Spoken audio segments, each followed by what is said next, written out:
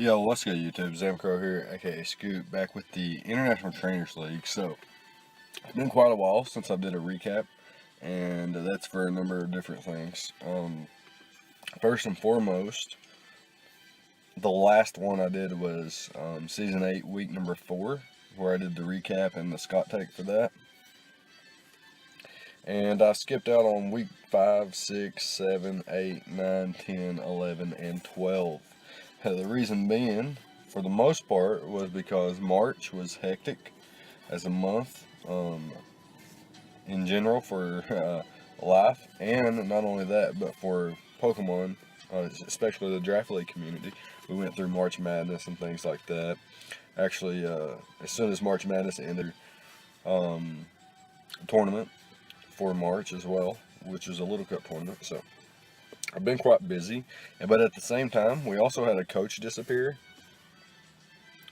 and we had a few players with some strategic forfeits. And what I mean by strategic forfeits is things like, for a spoiler, for an example, late in the season, there was the Portland Crowbats versus the Montreal Monfernos, where Aki decided to forfeit to Sebi, I believe, or Sebi forfeited to Aki, one of the two. Either way, they decided not to play, so that they had to reveal nothing, absolutely nothing, going into playoffs, as they could be potential opponents. So keeping sets a secret and things like that's pretty strategic in my opinion, and that's why I call it a strategic forfeit. There were some other forfeits as well. Like I said, there was a coach that went missing, Septal MC, aka George, coach of the San Francisco Arcanines.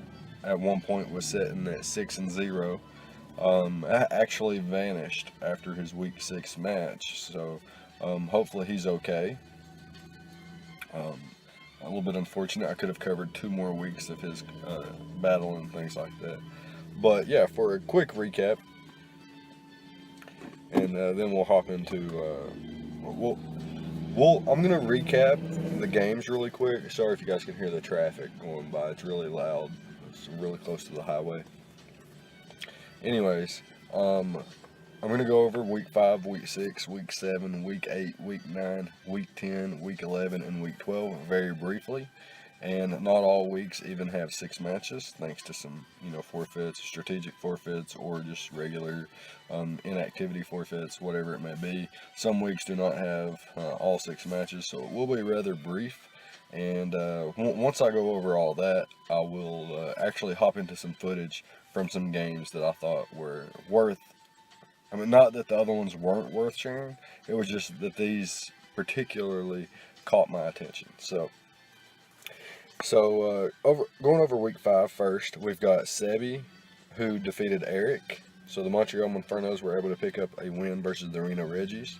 And George, before his disappearance, was able to pick up another win versus the Venus Shamans. So the San Francisco Arcanines picking up another W there, sitting at 5-0 in week 5. Alpha and his Rocky Mountain Marowaks were able to defeat Nova Hawk, the defending champion, and his New Orleans Paints. Gypsy was able to defeat Tyler, so the Sydney Sharpedos picking up a win over the New York Cosmogs. And Aki and his Portland Crowbats were able to pick up a victory over Marin Varian and his Zagreb Zangooses. And Helmy picked up a win versus Sky, so the Wisconsin Weasley picking up a win over the Goldenrod Zebstrikers. In week 6, we had Marin Varian versus Eric, where Marin Varian and his Zagreb Zangooses came out on top.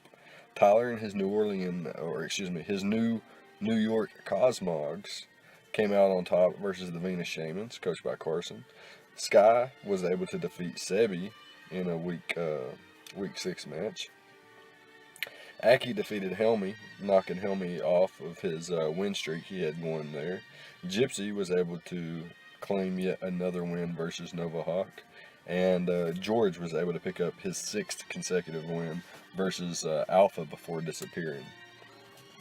And thanks to his disappearance, there was only at least 5 games throughout the rest of the season. Actually, myself and another non-ITL coach were permitted to use George's team and play the remainder of his games.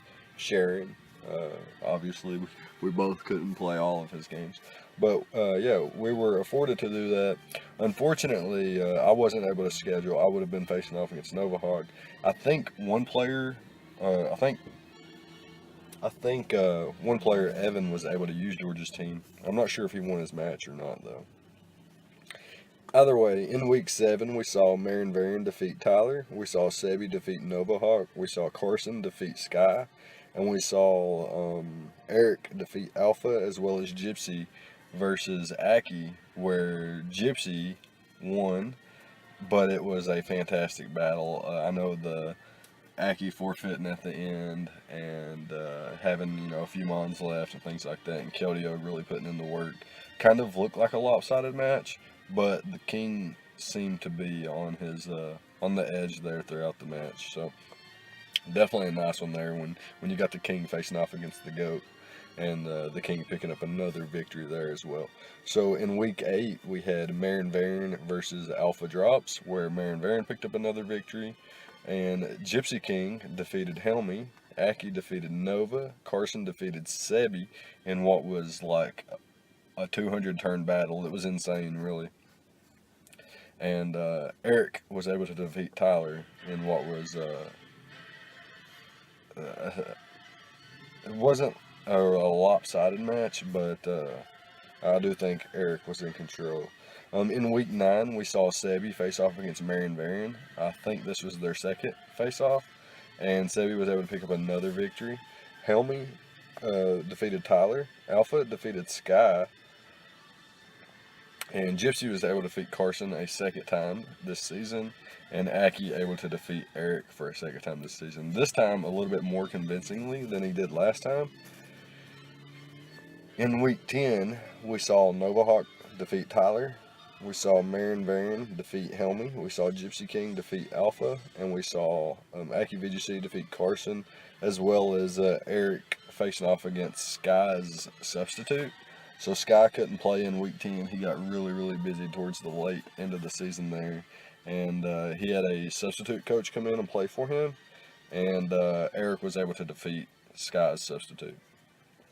So week 11 only had 4 games, thanks to the strategic forfeits, I think, on Aki's part. And then for, the disappearance of George, Marion Varian was able to defeat Nova, Sebi able to defeat Helmy, Alpha able to defeat Carson, and Gypsy picking up his 11th straight victory, defeating Eric. So really nice there. And with the disappearance of George, the 2 undefeated teams, the San Francisco Arcanauts, coached by George, and the Sydney Sharpedos, coached by Gypsy King, were in fact not able to play in week 12. So Gypsy secured a 12th victory via forfeit there, and has a perfect undefeated season, which is remarkable, very remarkable. So, with that being said, week 12 also had Alpha defeating Tyler, Eric defeating Helmy, which was crucial for playoffs, Marion Varian defeating Carson, which was also crucial for playoffs, and Sky defeating Nova. Had Sky's differential been a little bit better, I think he would have crept in to playoffs. So, before I talk about playoffs or anything like that, though, that might even be a topic for another video. We're going to, like I mentioned, first of all, I'm going to talk about a little bit more in depth of the recap here and what's going on. So we got this this recap video here, talked about, well, first of all, we recapped the remainder of Season 8 from Week 5 and onward just now, all the way up till Week 12, which was the final week of the ITL this season. And we've talked about the disappearance of one coach who was actually undefeated at the time of his disappearance. Went from 6-0 to 6-6 now, and that's really, really, really unfortunate. Not what we wanted to see whatsoever. And Gypsy's undefeated season, I talked about that for a second, just a minute ago. Very, very remarkable. Able to defeat players like Aki, consistently beating Carson and Eric, and Alpha, Sky, so on and so forth. Just a very, very phenomenal season by the King, winning by a pretty good margin for the majority of the season. I know there was a few games where he had a 2-0 or a 1-0 or something like that. So, well, I'm going to leave that for like a surprise video. I don't think anybody will expect that. So yeah, what we're going to do now is we're going to hop into a little bit of the footage from those weeks that I just recapped somewhat, and we're going to look at a few games. I think we're going to look at a game from week 5, 7, 9, and 12 or something like that. They're very spread out games and stuff like that throughout the season, and basically going to alternate weeks and just pick one meaningful game or something, or a game that caught my eye rather. I don't want to say meaningful; they're all meaningful in my opinion. But yeah, that's gonna be it, and we'll be right back with some game footage for some more ITL coverage. All right, so in this game from week 5, we have Septal MC, the coach who actually disappeared throughout the rest of the season. So he played this game. He played one more game after this, and then he vanished. And I'm not sure why. I don't know what's going on.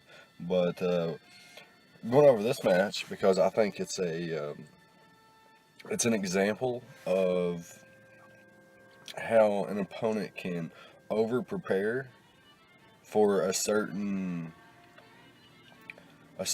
not just a certain mon or a certain set or anything like that, but how do I explain it? It's hard to explain. Like I feel like Carson prepped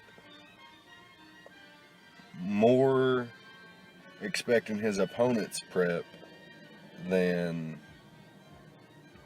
I feel like Carson felt that George would over prep for Gothitelle and Snorlax. Sorry if you guys can hear that music. Somebody's bumping a neighbor or something's bumping some loud music. Anyways, this game, it's pretty slow paced until things start actually happening here. We see the Gliscor able to set up a Swords Dance in front of the Snorlax as the Snorlax goes for the Ice Punch there, and Baton passes out into the Charizard. And Snorlax expecting the Roost goes for the Earthquake as the Charizard is actually going to set up a Dragon Dance. As the Snorlax reveals its Resto Chesto set, and this Snorlax actually eats a +3 Dragon Claw from Mega Charizard X. It was at full, so I can understand that. After Stealth Rocks, it would have dropped. Down goes the Empoleon as well. And this Coco is not going to be able to outpace unless it is Choice Scarf, and it reveals to not be Choice Scarf. So Gliscor Baton Pass, a Swords Dance into Mega Charizard X. Mega Charizard X then went for Dragon Dance and started to rip this team apart, taking down 3 Pokemon, leaving Gothitelle, Scolipede, Starmie, Mew, Terrakion in a fantastic position. Really unfortunate that we had to see this coach, abandon the league pretty much. But it is. We'll go back and watch this Z-move animation here. Continental Crush blows back the Landorus, and then this Aerodactyl gets flinched, I believe. But I don't think that was going to matter. There's no way Aerodactyl was about to run through the other 3 Pokemon either. But that's going to be one game from week 5, and we'll be right back with another one. Alright, so fast forwarding a couple of weeks, we're in week 7 now, and we have the Portland Crowbats, coached by Aki YouTube, or Aki VGC, taking on the Sydney Sharpedos, coached by Gypsy King. So Gypsy decides to bring a Tornadus Therian, Mega Tyranitar, Gligar, Keldeo, Magearna, and the Kieran Black, where Aki decides to bring his Conkeldurr, Mega Mawile, Smeargle, Masharna, the Dusclops, and his Excadrill. So you can see that Aki has some semi-Trick Room essence going on here, maybe even full-on Trick Room, and Gypsy's brought some sort of balanced squad where it looks like his win conditions could be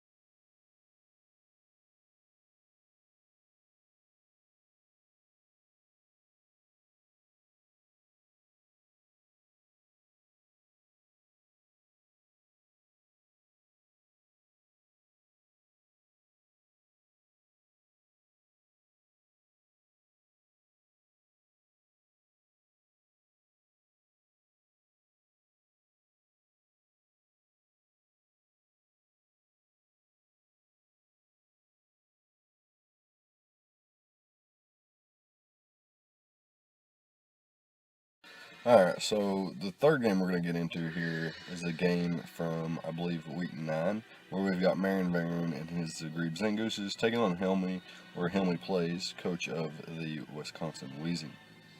So as you can see on screen, the Zorwerk and the Cabalion are already gone, and we have the Rotom on screen versus a Paralyzed Como-O, where we're 20 turns in. I didn't want to go over the first 20 turns with nothing really happening. A little bit of chip here, but just a lot more recovering and getting their health back, things like that. So Rotom's able to defog these hazards away. I do think the Como gets his rocks back up here. Helmy adamant about them rocks versus a team with Weavile and Victini. Very understandable. And Marion brings in the special Zygarde and drops a Draco on the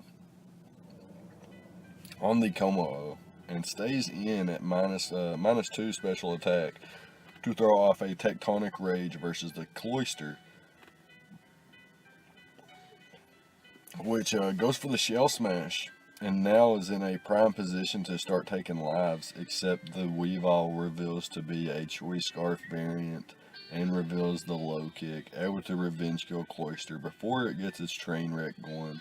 And knowing that Weavile was locked into low kick there, does bring in the Landers, goes for the Earthquake as Zygarde just comes in, and then starts to Dragon Dance up on Mega Venusaur, which reveals Leech Seed.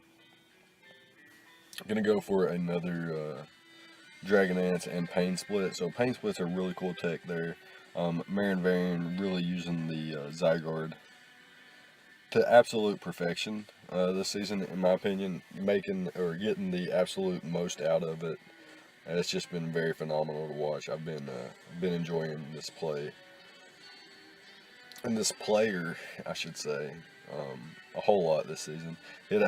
He was hyped up a lot by Gypsy King. In my opinion, felt Gypsy King hyped him up a whole lot. And anybody that Gypsy respects, catches my eye, and then I want to see what the guy's about. And Marion Varon did not disappoint. He's going to be able to set up here. He's going to roost up till he's basically back to full. Then he's going to bullet punch for the 2-hit KO and put Mega Venusaur in range of, I think, Victini and Weavile, in which Victini picks up the knockout versus the Mega Venusaur. However, Tapu Fini should be just out of range, especially with the Protect and getting leftovers back. We'll be able to knock out the Victini. And then it will come down to Weavile. A Choice Scarf Weavile. What can you do from this range? Can you knock out with a knockoff after Protect? Can you knock out with an Icicle Crash after Protect?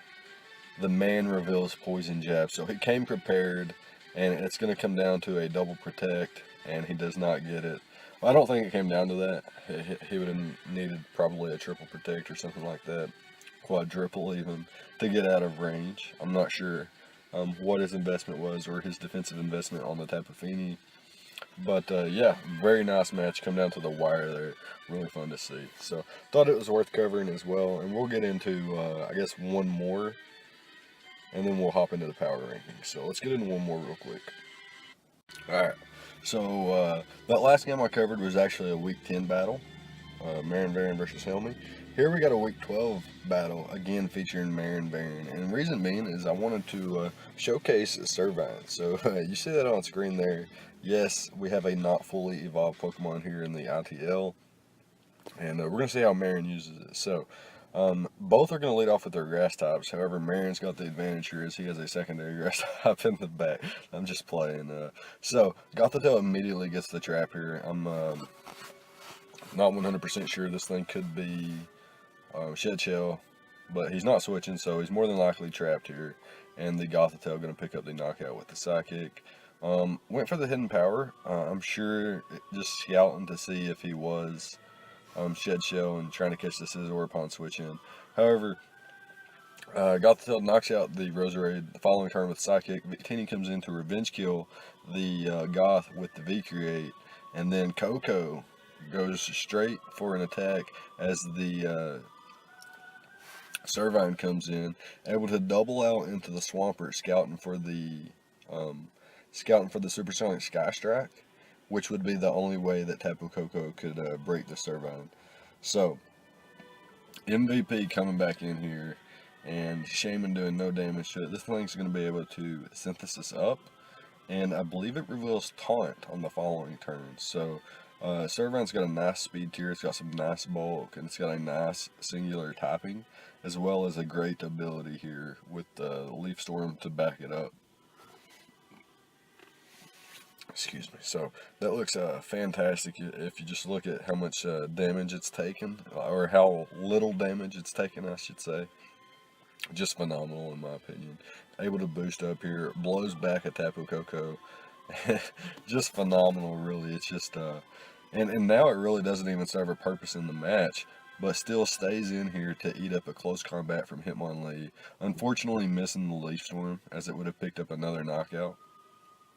Which is just really unfortunate. I hate to see that, especially from Servine that was, blowing somebody back in a standard draft league tier, I should say.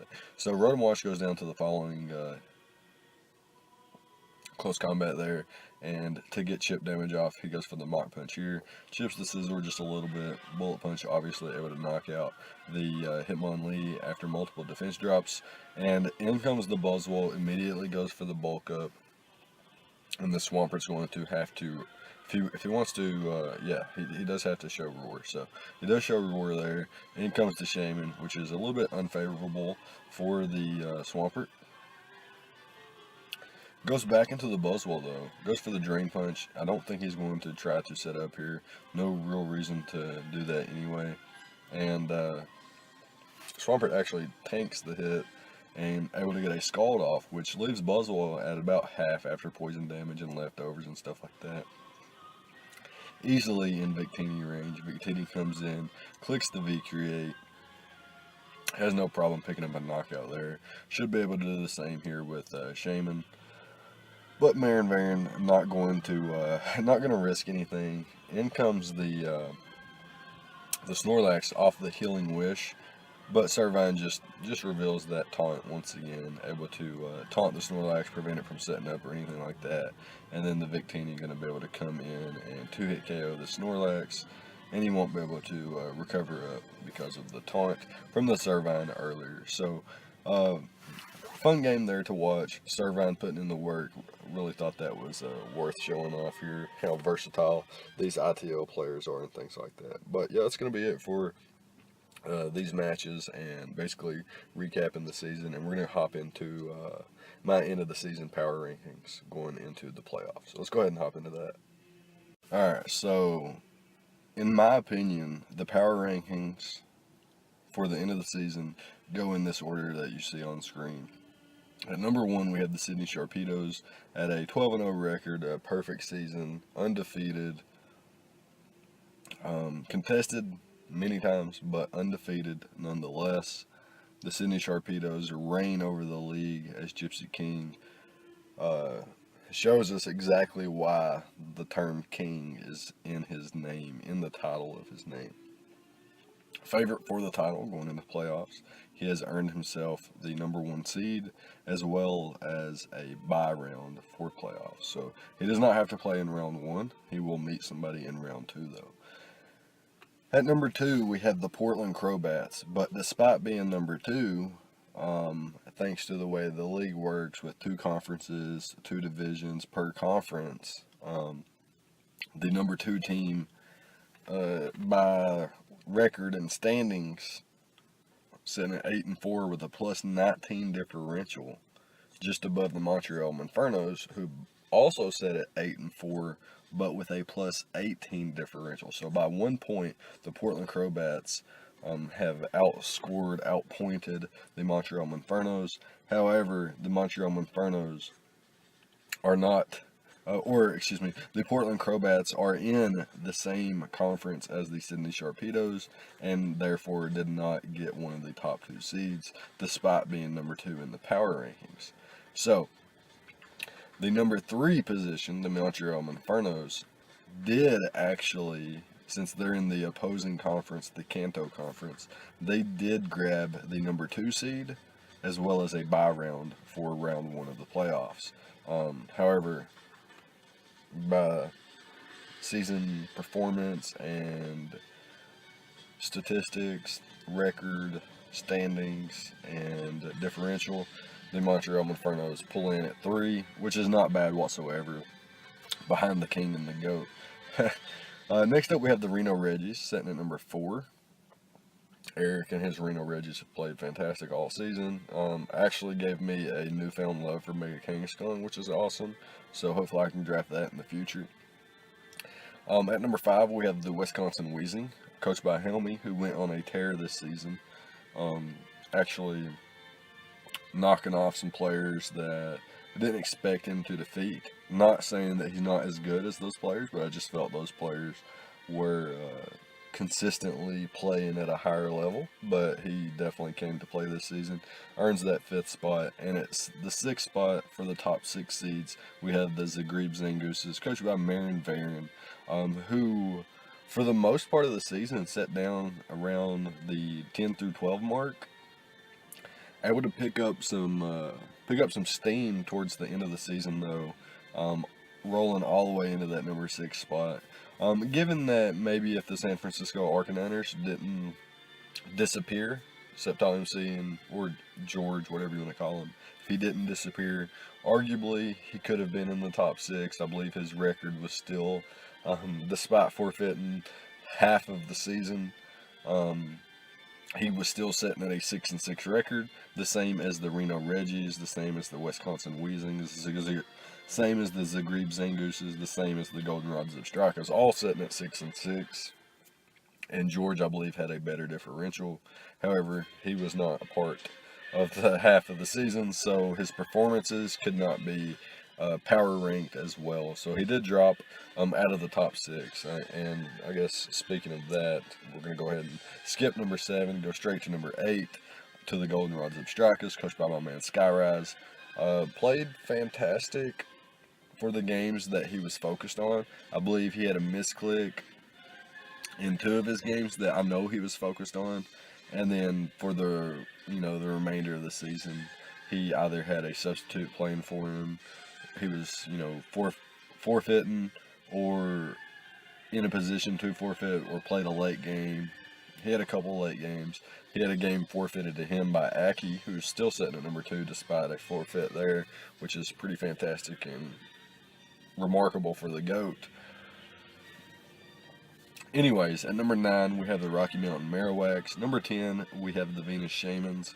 Number 11, the New York Cosmogs. And number 12, who actually held number 12 all season, the New Orleans Faints. So, that's going to be my end of the season power rankings. Let me know what you guys thought about how the season ended and things like that.